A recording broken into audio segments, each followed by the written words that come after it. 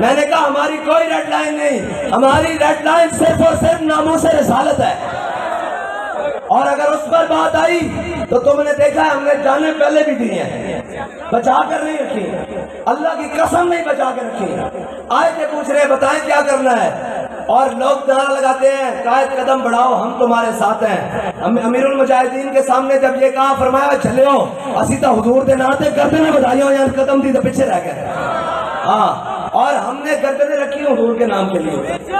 हाँ, कोई मकसद नहीं जिंदगी का। और अगर तुम कहते हो कि जनाब तुम उनकी मानकर और अपने आकाओं की मानकर और उनका निजाम चलाकर और उनकी बातें मानकर अगर बेटियां फरोख्त करने पर आते हो तो याद रखो फिर मोहम्मद बिन कासिम के बारे में। अदलो इंसाफ की बात सब करते हैं, पर हकीकत में सच के साथ निडर होके खड़े रहने की जुर्रत नजर नहीं आती।